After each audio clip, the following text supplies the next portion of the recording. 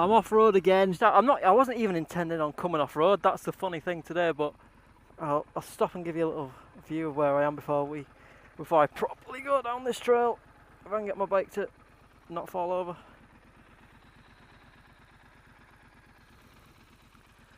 So look at this view.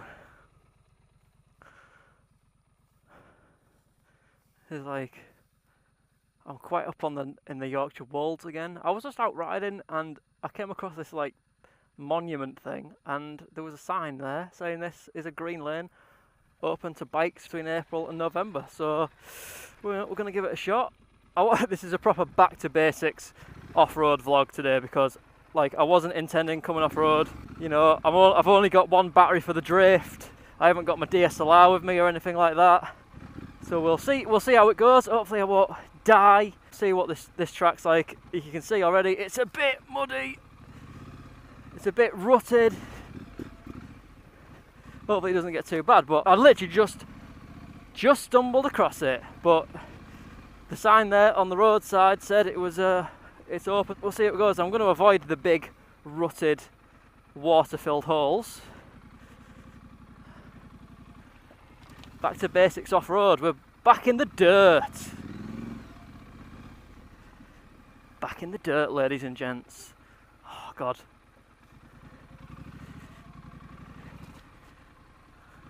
I've been itching for it. This one's pretty off-road though. Look at the ruts, man. The ruts are gnarl. As long as we go steady, we'll stay out of the worst of it. I think some Land Rovers or something have been. Well, actually, no, it's only close to cars in the winter time. So the rest of the time, I think, you know, your 4x4s nearly went then. Nearly went. Your 4x4s will be allowed down it. I think I'm on the best side, to be honest. I think I'm on the best side to avoid the deep ruts. We just go real careful. Nearly went there. I've been a bit ballsy before on other trails, but these ruts are really deep and they're filled with water.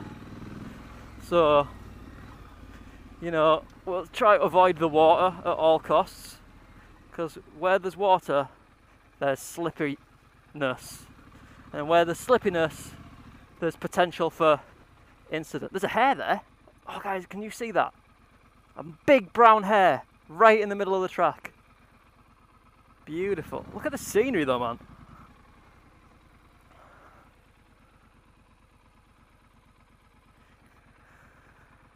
I've got like a third of a tank of petrol as well.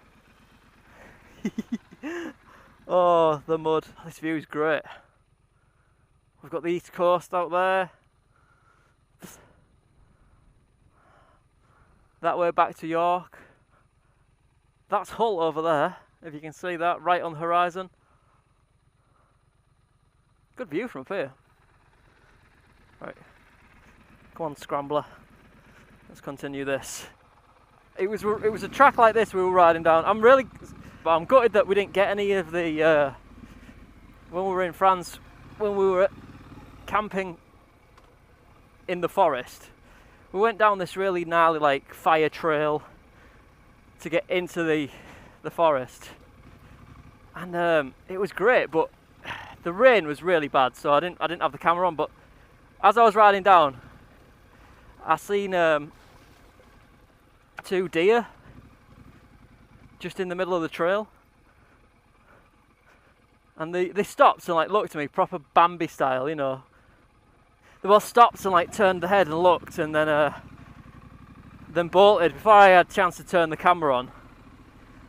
They'd done one, but it was really great. They were like maybe 12-13 feet in front of me. I don't know how they hadn't like done one before from the sound of the bike, but it was ace. I've come face to face with deer like that before in the past. There was once when I was in Scotland. I went into some bushes to have a piss, and I literally just got my piss pipe out, and I heard this rustle in the bushes, and I was behind this berm of like brambles, just like this on my right now, having a pish, and I heard this noise, and this little baby deer walked out, and then its mother's close behind it, and they just stood there and looked at me while I was there having a piss, dick in hand, you know. It was well funny. And I was walking with my dad because we were like hiking in Scotland, and my dad was like, "What took you so long?" I was like, "Well, I just came face to face with 2 deer, and it was too good opportunity not to just, you know, lap it all up and take it in." It was, you know, a few times where you just get, you know, face to face with nature like that, and you've just got to do it, haven't you? You've just got to take it in and be like one with it. This has opened up a bit more flat. This is better. This is a good one. I like it. Not too muddy, not too grassy. The ruts aren't so bad here. Once you get good enough, you'll be able to take the traction control off and really be able to blaze down these. Not with these tyres, I can't do that. I'd love to be able to just, well, I've got the traction control on at the minute, but yeah, once you get confident off-road, you can really give it some beans, can't you? Alright, let's pick our line carefully.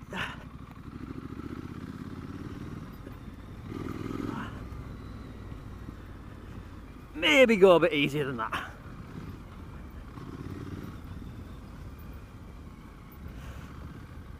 Oh, imagine coming down this on a big GS with full TKC 80s on it. Ooh, that's a rut that I don't want to be in. This is almost Baron von Grumble green laning on a jigsaw track. Having a Baron von nightmare. That's not what I want to have.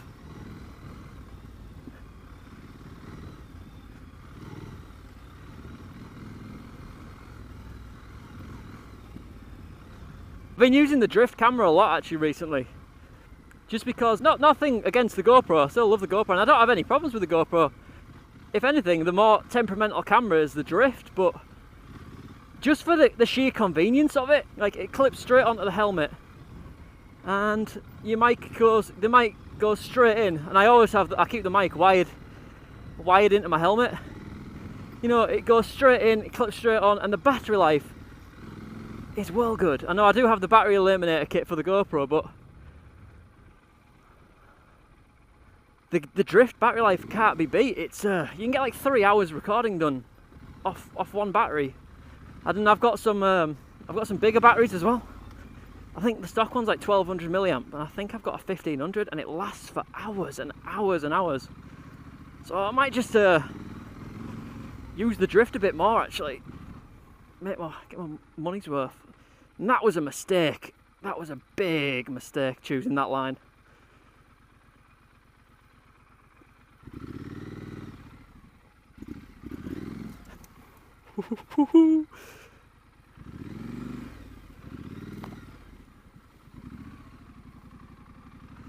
Getting a bit squirrely on the back end. Oh, bollocks.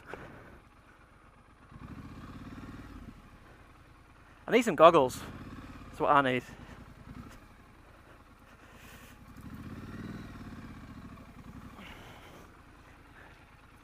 For this helmet. Shit. Yeah, about this one looks alright. The middle. Bugger me sideways.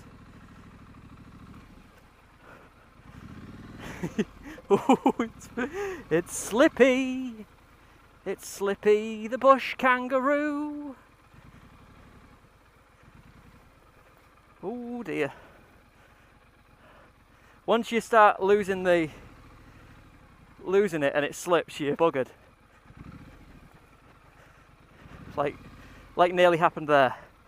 Oh, balls. I've messed up here. I've messed up big style. Try and get...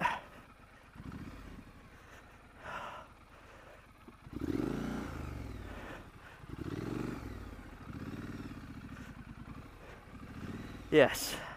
Out of the ruts. Back in the driest bit. This one is a challenge. I tell you now, ladies and gents. The camera might not do it justice, but this one is challenging.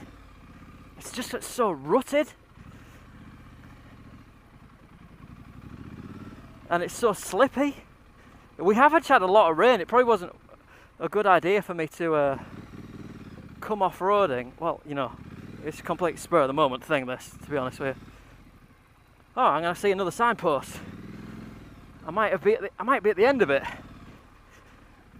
That was well, you know what? I can say that I've completed another green lane because we have done.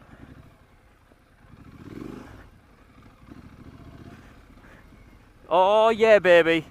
Haha. Green lane complete. Done another one. Oh, green laning on the Street Scrambler. It is fun. Hard work. But my God, is it fun. Oh, down to 35 miles. I started that track with 50 miles left in the tank, and I'm down. I've used like 15 miles worth of fuel.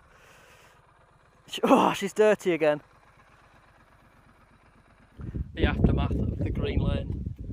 Street Scrambler covered in mud again. Going strong though. She's going strong.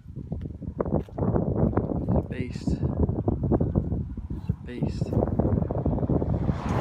Do I go for the next one though? That's the question. Do I attempt that? Do I attempt that, or do I play it safe and not? Nope, I'm being sensible. I'm not going to attempt that green lane today. But I do now know where it is for another day. That one it might be easier, but it looks very damp. So I think if I'm going to attempt that green lane again, or that one, I don't know where I am. I have a feeling that that is wet wang. So we should go down and investigate and see if that is indeed wet wang.